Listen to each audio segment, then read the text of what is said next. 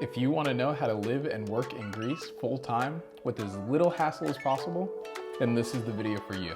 Today we're going to be talking about the Greek Digital Nomad Visa, how to get it, what it is, and if it's actually worth it.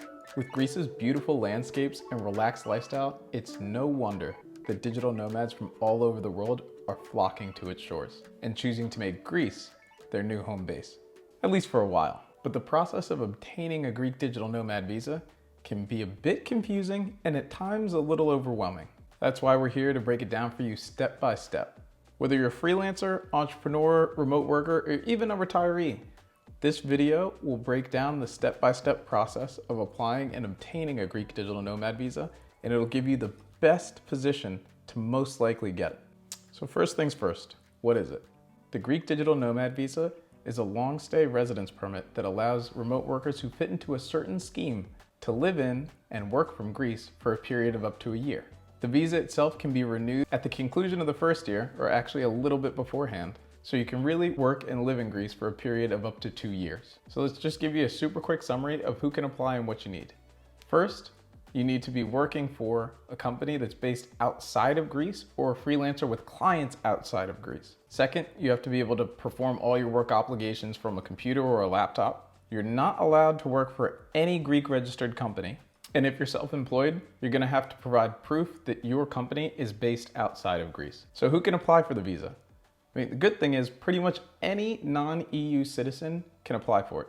EU citizens don't need to apply because of free movement of goods and workers. And as we stated in the beginning, the visa is valid for up to a year. So how much does it cost to apply? Well, the stated cost is 75 euros. But I've applied for a few of these types of visas before and I never believe the stated cost. Even if the actual check that you're writing to the consulate is 75 euros, you're gonna wind up spending a lot more money on all the ancillary things that they're gonna require. But we'll get into that later. So how long does it take to actually get the visa? Well, assuming that you've pulled all your documents together, you've ticked all the boxes of the requirements that they gave you, and you're actually there and ready to present your application, the stated time is around 10 days. But again, we've been through this before. It is almost never as quick as they state. So just make sure that you're willing to be patient. There are gonna be some requirements that you're gonna have to meet in order to even be able to be eligible for the visa. The first of which is the cash requirement. As of the time we're filming this, you need to earn at least 3,500 euros per month, post-tax and any other deductions. So that means every month, at least 3,500 euros needs to be hitting your bank account. If you want to bring a spouse or a partner, you're going to need to tack on an additional 20%. And if you have a child, you're going to need an additional 15%. Basically, you're going to need just around about 5,000 euros a month hitting your bank account for a family of 3. Okay, so what documents do you actually need? This is where it gets a little bit muddy.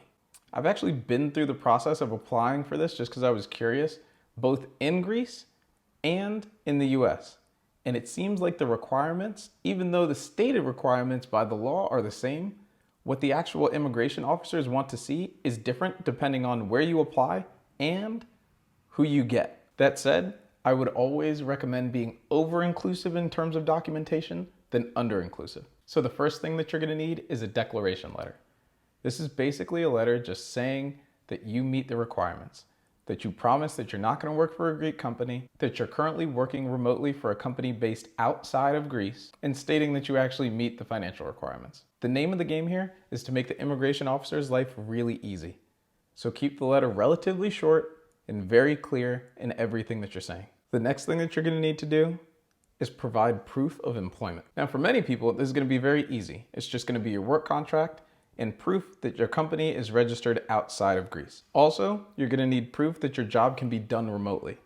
Oftentimes you can accomplish this either through a clause in your contract, which I would definitely highlight for them, or through a letter from your boss stating that your job can be done remotely, written on company letterhead and signed with some kind of an e-signature. Now, if you own your company, it might be a little bit more complicated for you, but not problematic. You're just gonna need to essentially tell the immigration officer a couple of things about your company. You're gonna need to provide proof that it's registered outside of Greece. You're gonna need to tell them a little bit about what your company does. They might ask for some financial information like tax returns, and you should describe your roles and duties within the company, especially if you have partners. Basically, they wanna understand that you're going to be able to support yourself throughout your stay and not be a drag on their economy. The next thing you're going to have to show is proof of funds. And this is where I kind of just throw my hands up and say over-include rather than under-include. They want to know that you have enough money to support yourself. When I went to the Greek consulate in the US, they told me that I needed to provide bank statements showing that I had sufficient cash available to me in my current either checking or savings accounts. When I was in Greece at the Ministry of Immigration, they told me that's personal information, we don't need to see any of that. So there seems to be a little bit of a disconnect in what they want to see. That said, if it were me and I were applying, I would err on the side of being over-inclusive rather than under-inclusive. So if you've got a rainy day bank account that's got a decent amount of savings sitting there, I would go ahead and just print out a screenshot of it or print out a statement and include it with your application just so they know that you have sufficient funds. The last and probably most important part of this is you need to show them your salary. Now, if you've included your work contract before, you should be fine. But I would also note, just as we discussed highlighting that you can do your job remotely, I would also include what your salary is. The other thing you may want to do here is include simple bank statements of whatever account that you receive your salary into, showing that each month you are actually having that minimum 3,500 euros hit your bank account post-tax and deduction. The next thing they're going to ask you for is proof of accommodation. And here's where I think the designers of this visa actually kind of got it wrong. Half the point of being a digital nomad is that you can be mobile, you can go around, you can change place here and you can change place there. I would think that especially in a place like Greece with so many islands and different areas that you could explore, they would understand that in this lifestyle, most people don't choose to be sedentary for extended amounts of time. That said, I didn't design the program, so I'm just playing by their rules. Okay, so what do you actually need to do to show proof of accommodation? This was a little bit tricky to figure out, but I tried it and I got a couple of answers. The first thing that you can do is sign a lease and make sure that you have the tax receipt associated with that lease. Put those two things together and that should be sufficient. The one thing that I didn't get clarity on was how long the lease needs to be for. When I spoke with both the consulate and I went there in person in Greece, no one really had a firm answer. The thing that I was worried about was that if you signed a shorter lease, would they make your visa shorter? To date, I still haven't gotten a clear answer on this, but I would encourage you to call either your consulate or go in and ask prior to submitting your application. The other thing that you can do is buy a piece of property and just show that you own it. The one thing that I tried to do that made sense to me but wasn't accepted when I went there physically in Greece was I had a friend who was going to let me stay with them, write a letter of attestation saying that I was going to stay with them for an extended period. I was told that that was not sufficient by the person that I was speaking with. You could try it again, maybe you'll get someone else that's more favorable, but that's the answer I got. Okay, are you still with me? Because we're into endgame now. This is the easy stuff that you have to do when you apply for just about any visa. Obviously, if you're applying for this visa, you are not Greek. So you're going to need a passport that's valid for at least the length of your stay. Better to have it valid for at least 6 months after your proposed length of the visa. An interesting thing I learned when I went to actually apply in Greece that I couldn't find anywhere on the internet. They told me when I went there that I need to have actual physical copies of each and every page of my passport.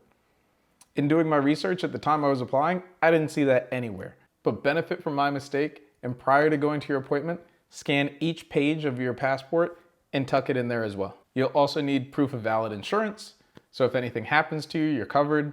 Most travel insurances will cover this. There are plenty of companies out there that provide this kind of insurance that's valid in Greece. This should not be terribly hard to find, just an additional cost. Next, you'll need evidence of a clean criminal record. If you're American and you haven't gotten in trouble, this is super easy to get. Just go on the FBI's website, follow the instructions to get a background check, submit the information, and I think I got my response within like 15 minutes.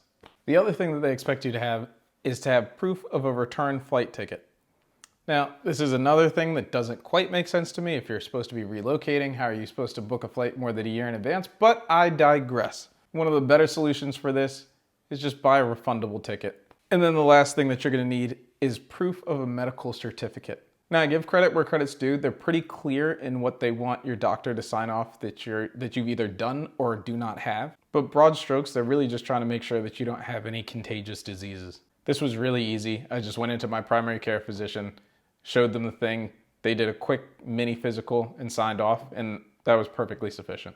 Okay, great job, team. Now that we've made it all the way through all the documents that you need to prepare in order to apply for the visa, now let's talk about how and where to apply for the visa. But you can do it in two ways. I personally always prefer to apply in person.